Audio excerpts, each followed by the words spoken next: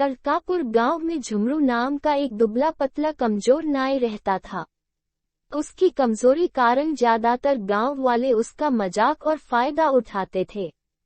आज झुमरू अपनी दुकान खोलकर बैठा ही था कि तभी गांव के दो बिगड़ेल बिल्ला और जग्गू उसकी दुकान पर आकर बोले, बिल्ला, क्या हाल है झुमरू भैया? सब कुछ ठीक तो है? आज तो बड़े चमक रहे हो। लगता है भाभी जी ने आज अपने हाथों से तुम्हारे बालों में तेल लगाया है। जग्गू, बिल्कुल सही कहा बिल्ला, आज हमरा भैया बिल्कुल सलमान खान की तरह लग रहा है। देख नहीं रहा, सिर्फ सलमान खान की तरह ही नहीं लग रहा है बल्कि मुझे तो लगता है कि झुमरू भैया की बॉडी भी बिल्कुल सलमान खान की तरह ही होती जा रही है भैया। इतना कहकर जग्गू और बिल्ला झुमरू का मजाक उड़ाते हुए हंसने लगे। जग्गू, अरे ऐसा मत बोलो बिल्ला, अगर झुमरू भैया को कहीं गुस्सा आ गया तो हमारे तो लेने के देने पड़ जाएंगे। बिल्ला, सही कहा यार जग्गू, कहीं गलती से झुमरू भैया ने एक थप्पड़ हम दोनों को मार दिया तो हमारे तो फिल्मी स्टाइल की तरह दांत बाहर आ जाएंगे। झुमरू भाई, तुम दोनों को अपने बाल कटवाने हैं क्या?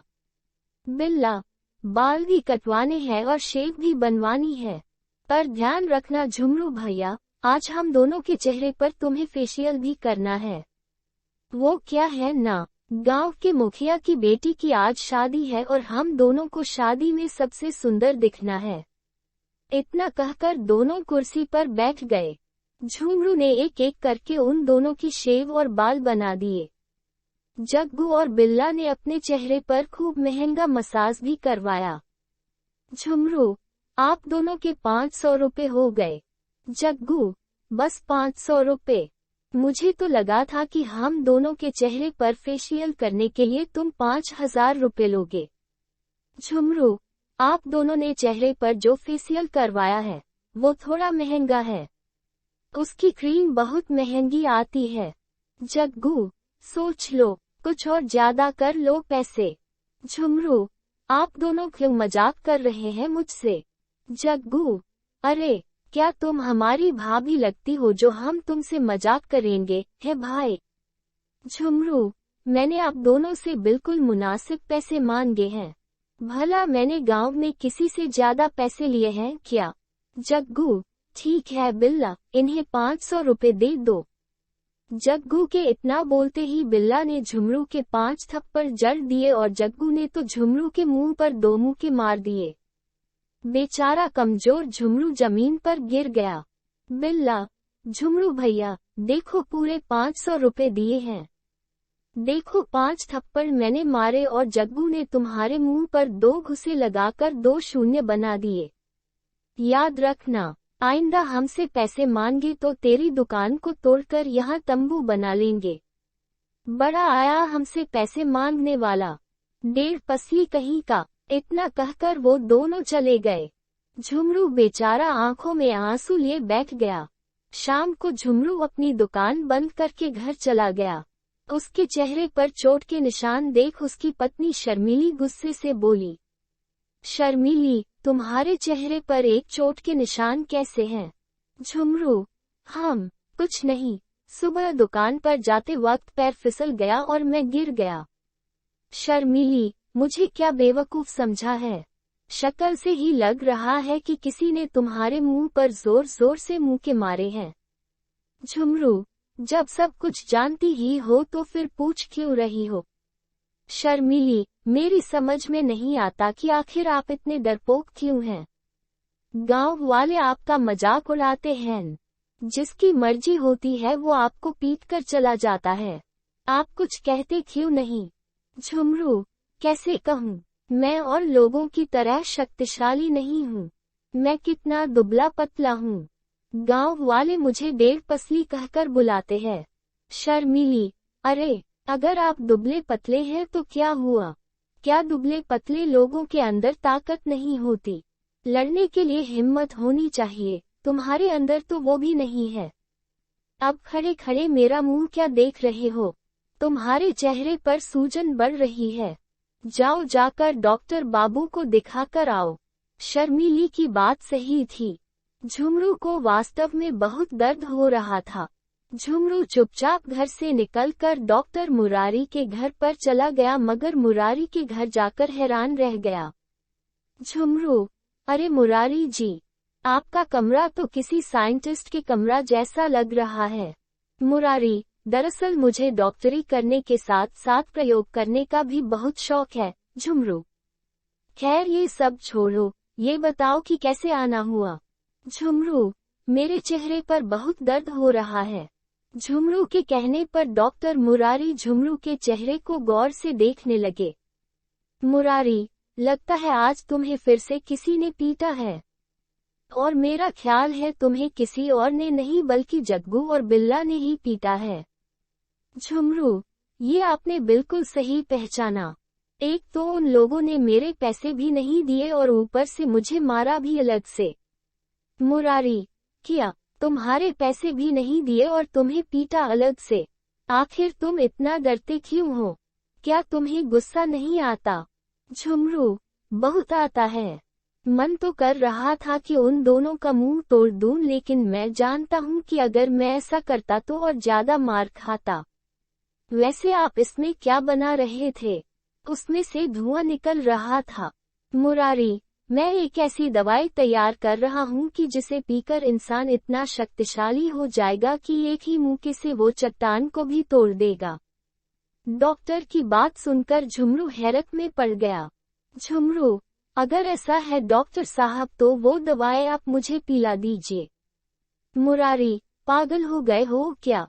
पहले ये जानवरों के ऊपर प्रयोग किए जाते हैं, इंसानों के ऊपर नहीं। कहीं तुम्हें कुछ हो गया तो मैं जेल चला जाऊंगा।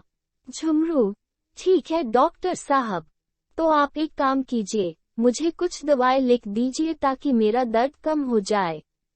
झुमरू के कहने पर डॉक्टर ने झुमरू को कुछ टैबलेट दे दी। झुमरू को गोली खाकर आराम मिल गया और झुमरू अपने घर चला गया। कुछ दिन ऐसे ही चलता रहा। एक दिन झुमरू अपनी पत्नी के साथ बाजार से लौट रहा था कि तभी जग्गू की बाइक शर्मीली से जा टकराए।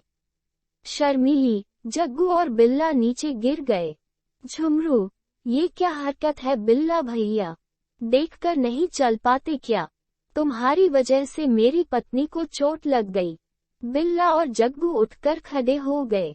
बिल्ला, क्या बोला डेढ़ पसली नाई, खुद तो अंधों की तरह चल रहे हैं सड़क पे, ऊपर से हमें धौंस दे रहे हैं। जग्गू, लगता है उस दिन के 500 रुपए भूल गया ये, इसे फिर से 500 रुपए देने होंगे। इतना बोलकर दोनों ने झुमरू को पकड़ लिया। झुमरू, ऐसा मत करो, मेरी पत्नी के सामने मुझे मारोगे तो मेरी बेइज्जती हो जाएगी। शर्मीली दर्द से कराहते हुए, छोड़ दो मेरे पति को। एक तो अंधाधुंध फुल रफ्तार से अंधे होकर बाइक चलाते हो, तुम्हारी बाइक मेरी कमर से टकराई है, माफी मांगने की बजाय ऊपर से अकड़ रहे हो। मैं तुम दोनों की शिकायत मुखिया से करूंगी। बिल्ला, ऐसा क्या? ठीक है, कर दो, मुखिया हमारा क्या बिगाड़ लेगा, वो तो खुद हमारे पिता से उधार पैसे मांगने आता है। मत भूलो, मेरे पिता और बिल्ला के चाचा इस गांव के जमींदार हैं। वैसे भाभी, तुम्हारी कमर इतनी नाजुक है तो हम क्या करें? जग्गू, अरे शर्मीली भाभी, इस डेढ़ पसली में क्या रखा है? हम दोनों से दोस्ती कर लो, तुम्हें रानी बनाकर रखेंगे रानी। झुमरू, ये क्या बकवास कर रहे हो तुम दोनों? तुम्हें शर्म नहीं आती? मेरे ही सामने मेरी पत्नी को छेड़ रहे हो। जग्गू, हाँ छेड़ रहे हैं, तो तू क्या कर लेगा बे? बिल्ला, यार क्यों इस डेढ़ पसली से खामखा बात करके अपना वक्त बर्बाद कर रहा है भाई? झाड़ दे 2-3। बिल्ला के कहने पर जग्गू ने 2-3 थप्पड़ झुमरू के गाल पर जड़ दिए और वो दोनों झुमरू का मजाक उड़ाते हुए वहां से चले गए। शर्मीली, जब तुम सड़क पर इन लड़कों से मेरी रक्षा नहीं कर सकते तो फिर तुम्हारे पति होने का क्या फायदा? डूब मरो चुल्लू भर पानी में। इतना कहकर शर्मीली गुस्से से वहां से चली गई। झुमरू रात तक वहां गुस्से की हालत में खड़ा रहा। रात को झुमरू अपने घर की ओर जाने लगा, तभी उसकी नजर डॉक्टर मुरारी के घर पर पड़ी। झुमरू तुरंत मुरारी के घर के अंदर चला गया। झुमरू वही ताकत की दवाई उठाकर घर चला आया। अगली सुबह वह बगैर कुछ खाए पिए घर से बाहर आकर उस शीशी को जेब से निकालते हुए गुस्से में अपने आप से बोला, झुमरू, बिल्ला और जग्गू ने मेरा जीना हराम कर रखा है। कल तो इन दोनों ने हद कर दी, मेरी पत्नी के सामने मुझे बेइज्जत कर दिया। मैं उन दोनों को नहीं छोड़ूंगा और उन दोनों को ही क्यों, पूरा गांव मेरा मजाक उड़ाता है, मैं सबको सबक सिखाऊंगा। इतना बोलकर झुमरू वो पूरी शीशी पीने ही वाला था कि तभी वो खुद से बड़बड़ाते हुए बोला, झुमरू, नहीं, ये मैं क्या कर रहा हूँ। डॉक्टर मुरारी ने कहा था कि इसका प्रयोग सबसे पहले जानवरों में किया जाएगा, लेकिन मेरी जिंदगी भी तो किसी जानवर से कम है क्या। जब भी किसी का दिल चाहता है, जानवरों की तरह मुझे पीटकर चला जाता है। मैं एक काम करता हूँ, इसको आधा ही पीता हूँ, जो होगा देखा जाएगा। इतना कहकर झुमरू ने आधी शीशी पीकर जेब में रख ली, मगर उसे अपने अंदर कुछ भी परिवर्तन महसूस नहीं हुआ। झुमरू, अरे, मुझे तो कुछ भी महसूस नहीं हुआ, ऊपर से मुझे भूख और लगने लगी। जेब में खाने के लिए पैसे तो है नहीं है, चलो चाय से ही गुजारा कर लेते हैं। झुमरू गांव में एक चाय की दुकान पर आकर चाय वाले से बोला, झुमरू, एक चाय तो देना भैया। चाय वाला, क्या हाल है तुम्हारे भैया? सुना है कल बिल्ला और जग्गू ने तुम्हारी पत्नी के सामने तुम्हें पीट दिया। इतना कहकर चाय वाला हंसने लगा। झुमरू ने अपनी मुठियां गुस्से से बांध ली। तभी वहां जग्गू और बिल्ला हंसते हुए आ गए। जग्गू, ओए, एक कप चाय हमें भी पिला दो भैया। चाय वाला, भाई, चाय के पैसे। जग्गू, पैसे जो है ना, हमारे झुमरू भैया देंगे, समझे। झुमरू, लेकिन मेरे पास सिर्फ एक ही चाय के पैसे हैं, समझे। जग्गू, अबे, हमें इससे क्या मतलब बे। अबे, पैसे तो तू देगा बे। चाय वाला, अरे, बहस मत करो झुमरू भैया, अभी नहीं है तो बाद में दे देना।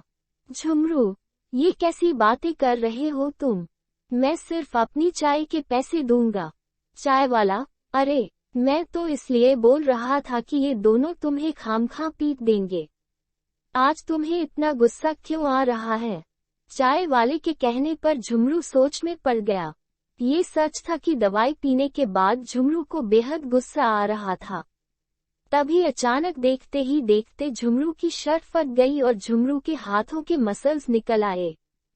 ये देखकर चाय की दुकान पर मौजूद सभी व्यक्ति हैरत में पड़ गए। झुमरू, तुम दोनों ने कल मेरी पत्नी के सामने बहुत बेइज्जती की है ना, अब मैं तुम दोनों को नहीं छोड़ूंगा। झुमरू का शरीर देखकर जग्गू और बिल्ला थर थर कांपने लगे। जग्गू, अरे, इसको क्या हो गया? बिल्ला, ये कमजोर नाई पहलवान कैसे बन गया? तभी झुमरू ने उन दोनों को बुरी तरह से पीट दिया। बिल्ला और जग्गू की पसलियां तोड़कर झुमरू गुस्से से चाय वाले से बोला, झुमरू, क्यों रे, तुझे बड़ी हंसी आ रही थी मुझे देखकर। चाय वाला, अरे नहीं झुमरू भैया, हम तो आपकी भलाई के लिए बोल रहे थे, हम सब आपके साथ में हैं। झुमरू, आते ही तूने मेरा सबसे पहले मजाक उड़ाया था।